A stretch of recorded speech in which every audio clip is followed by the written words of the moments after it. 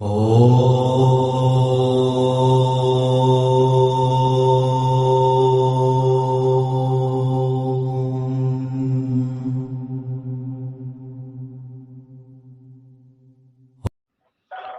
सांख्य दर्शन प्रथम अध्याय सूत्र संख्या 105 और 106। ये दोनों सूत्र इकट्ठा है, इसका भाष्य भी इकट्ठा है क्योंकि दोनों की संगति है। तो सूत्र 105 में कहा कि अकर्तुः अपि फल उपभोगो अन्याद्यवत्, ये 105 सूत्र है। और 106 में कहा सूत्र में कि अविवेकात् वा तत्सिद्धे कर्तुः फलावगमः, ये 106 है। अब दोनों का अर्थ देख लेते हैं, दोनों इकट्ठा है। पहला तो 105 में कहा सूत्र में, इसका अर्थ है बिना कर्म किए भी दूसरे के कर्म से उसके कर्म का परिणाम भोगना पड़ जाता है। ये तो 105 में कहा, ठीक है, कि बिना जैसे पाचक के द्वारा भोजन पकता है फिर भी दूसरे के द्वारा खा लिया जाता है। हाँ हाँ, और तो दूसरे 106 का अर्थ है कि अविवेक का कारण जीवात्मा में जो सकाम कर्म कर करने का कर्तापन उत्पन्न होता है, तब कर्ता को उसके फल की प्राप्ति होती है। तो 105 में ये कहा कि बिना कर्म किए भी दूसरे कर्मों से उसके कर्म का सहाय का परिणाम भोगना पड़ता है, पके हुए भोजन आदि के समान, माने पाचक के समान। ये तो हमने जाना कि भोजन पाचक पकाता है और जो भोजन नहीं पकाता है उसको भी खाने को मिल जाता है ना। तो ये बात भाष्य में भी है कि अकर्तुः अपि भवति फल उपभोक्तृत्वम, बिना कर्ता के भी फल भोगना पड़ता है। यहाँ पर फल माने परिणाम, परिणाम भोगना पड़ेगा। यथा अन्नाद्य कर्ता, जैसे कि पाचक है, अन्न पकाने वाला, भोजन पाक निर्माण करने वाला, वो कह रहा है कि अन्याद्यम पक्वम कृतम भोजनम उपभोगो अकर्तुः स्वामिनो होती। तो पाचक के द्वारा भोजन पकाया जाता है, और जो पाचक नहीं है, भोजन निर्माण नहीं किया, वो भी उसका स्वामी बन जाता है, और वो भी खाना खा जाता है, वो भी भोजन कर लेता है। तो तद्वत इसी प्रकार से संभव इदेव संभवेत एव, हाँ, तस्यापि नित्य शुद्ध बुद्ध मुक्त स्वभावस्य पुरुषस्य भोग्यम स च तस्य भोक्ता। तो इसी प्रकार से जीवात्मा है, वो भले शुद्ध बुद्ध मुक्त स्वभाव वाला है, लेकिन वही सब कर्मों का भोक्ता होता है। कर्म फल तो उसको ही भोगना पड़ता है। और ये बात योग भाष्य में भी आया, योग दर्शन में, कि क्लेश कर्मादय मनसी वर्तमान पुरुषे व्यपतिष्ठन्ते, कि जो क्लेश कर्म आदि हैं ये सब होते हैं मन में, लेकिन पुरुष में कहे जाते हैं, क्योंकि सही तत्फल से भोक्ता, वही उसका फल का भोक्ता है। तो यथा जय पराजय योद्धेषु वर्तमान स्वामिनी व्यपदिष्यते, जैसे कि जय और पराजय ये योद्धाओं में होता हुआ भी उसको स्वामी राजा पर कहा जाता है। माने उसके पहले क्या कहा कि जीवात्मा में क्या होता है, जीवात्मा में फल जी, भोगता होता है, ऐसा क्या?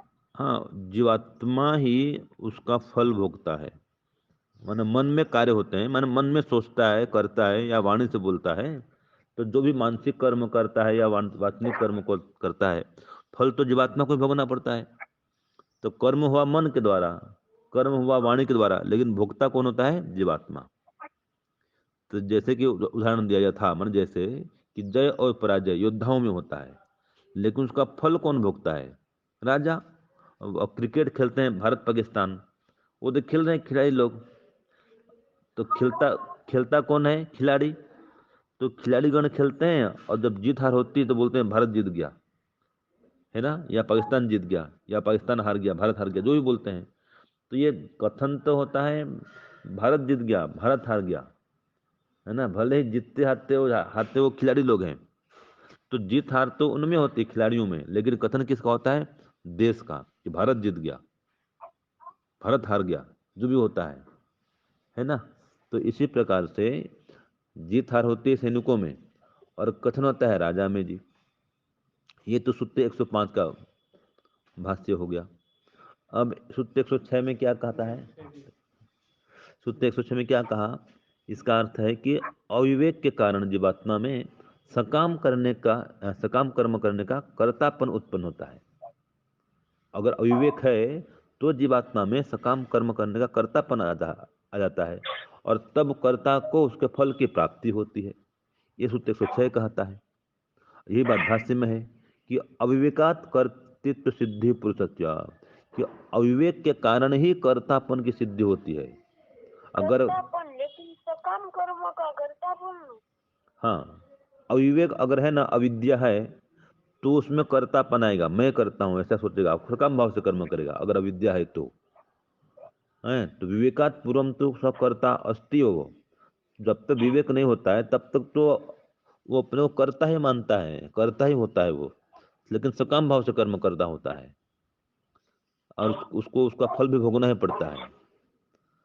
तो कहा कि विवेकात पूर्वम तो सकर्ता अस्ति, वो विवेक से पहले तो करता है ही, और कर्तु पुरुष से फल प्राप्ति भोग प्राप्ति होती, और जो करता होता है उसको विवेक होने के बाद भी वही जीवात्मा करता रहेगा ना, दूसरा कौन हो जाए? हाँ, इसमें ऐसा है, विवेक हो जाने पर वो निष्काम भाव से कर्म करता है। ये है, तत्वज्ञान हो लेकिन जाने करता पर, तो वही रहेगा ना। ये अभी बता रहा हूँ उसको, अभी सूत्र 107 में आ रहा है कि विवेक हो जाने पर सकाम कर्मों का कर्तृत्व, अर्थात उसका लौकिक सुख दुख फल, उसका भोक्तृत्व उसमें नहीं लगता है। माने सकाम कर्म करता नहीं वो, तत्वज्ञान हो गया तो उसमें निष्काम भाव से कर्म करेगा, और निष्काम भाव से कर्म करता है तो उसको कोई उसका सांसारिक फल नहीं मिलता, फिर उसका फल तो मोक्ष मिलता है। तो इसलिए कहा विवेकात पूर्वम तो सकर्ता, तो विवेक से पहले तो सकाम कर्म करता है। हमने लिखा ना, सूत्रार्थ में पढ़ा ना, कि जीवात्मा में सकाम कर्म करने का कर्तापन आता है अविवेक के कारण, तब उसको फल मिलता है। तो वो सकाम कर्म कर्म करने के कारण उसका फल भोगता है। इसलिए कहा कर्तु पुरुष से फल प्राप्ति भोक्ता अस्ति हो। जो कर्ता जीवात्मा है उसको फल प्राप्ति होती है, वो भोक्ता होता ही है। तो भोग प्राप्ति भवती, उसको भोग की प्राप्ति होती है। तो कौन सी भोग की प्राप्ति होती है? सांसारिक सुख दुख फल की प्राप्ति होती है। लेकिन वो सब बातें हैं विवेक से पहले, विवेकात पूर्वम, विवेक होने के पहले से होता ही है। और अगर विवेक हो गया तो फिर उसको ऐसा काम कर्म नहीं करना पड़ता है और उसका लौकिक फल भी नहीं भोगना पड़ता है। ये सूत्र 107 में कह रहा है। देखो, नो भयम च तत्वाख्याने, ये सूत्र। मैंने जब विवेक हो गया तो फिर उसको भोग नहीं करना हाँ होता है, नहीं, फिर वो दुख सांसारिक नहीं फल नहीं मिलता। मिलता। हाँ, वो सकाम कर्म नहीं करता ना। अभी सूत्र 107 में आ गया ना, देखिए यही कह रहा है, न उभयम च तत्वाख्याने। मैं पढ़ रहा हूँ, देखो कि इसका भाष्य देखिए, सूत्रार्थ भी बताऊंगा, पहले भाष्य देखते हैं। विवेकात् सति तत्व साक्षात्कारे यथार्थ दर्शने उभयम कर्तृत्वम और भक्तित्वम न भवतः। बोल दिया ना कि विवेकात् सति, विवेक होने पर, अर्थात तत्व साक्षात्कार, तत्वज्ञान का साक्षात्कार कर लेने पर, यथार्थ दर्शन है, जब यथार्थ ज्ञान हो गया तो क्या कह रहा है? उभयम कर्तृत्वम और भक्तित्वम, मान कर्तापन और भोक्तापन दोनों ही नहीं होता है। हो गया ना स्पष्ट? न तो सकाम कर्म करेगा न उसका फल भोगेगा। तो उभयम कर्तृत्वम भोक्तृत्वम न भवतः, ये दोनों ही कर्तापन और भोक्तापन उसमें नहीं होता है। तो न तो वो सकाम कर्म ये करता बात है। ही सही है ना, ये पूरा सूत्र नो भयम च तत्वाख्यान है। ये सूत्र हो गया न उभयम च तत्वाख्यान, इस सूत्र हो गया। अब इसका भाष्य देखिए, उसका सूत्रार्थ। सूत्रार्थ लिखिए, चलो पढ़े चलो। तत्वज्ञान हो जाने पर, तत्वज्ञान हो जाने पर सकाम कर्मों का कर्तृत्व,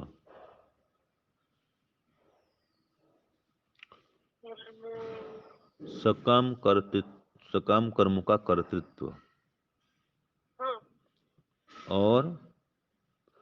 और लौकिक सुख दुख फल का भोक्तृत्व, लौकिक सुख दुख का भोक्तृत्व दोनों ही नहीं रहते हैं। दोनों ही नहीं रहते हैं। भोक्तृत्व दोनों ही नहीं रहते हैं। नहीं रहते हैं। हाँ तो ये हो गया स्पष्ट कि तत्वज्ञान हो जाने पर कह रहा है सकाम कर्म का कर्तापन भी नहीं रहेगा और उसका जो लौकिक सुख दुख फल भोगने का है वो भी नहीं रहेगा, तो दोनों ही नहीं रहते, इसलिए कहा न उभयम। तत्वख्यान है, तत्वज्ञान हो जाने पर कह रहा है। तो भाष्य में यही कहा विवेकात सति, विवेक होने पर, तत्व साक्षात्कार, तत्वज्ञान का साक्षात्कार कर लेने पर, यथार्थ ज्ञान हो जाने पर, उभयम कर्तृत्व भोक्तृत्व न भवतः, ये दोनों ही कर्तापन और भोक्तापन दोनों ही नहीं रहते हैं। तो चकारात भोग्यम च न अवतिष्ठते तत्समुखम।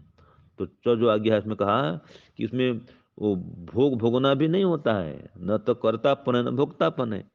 तो भोग्यम न अवतिष्ठते, हाँ वो कुछ उसमें वो सकाम कर्म करता नहीं है कि उसका फल भोगता नहीं, बस ये समझ लो आप। सकाम कर्म करने पर ही फल भोगना होता है, सकाम कर्म नहीं करेंगे तो फल भोगना नहीं होगा, ये सिद्ध हो गया इसमें। तो ये भाष्य पूरा हुआ। ओम शांति ओम शम।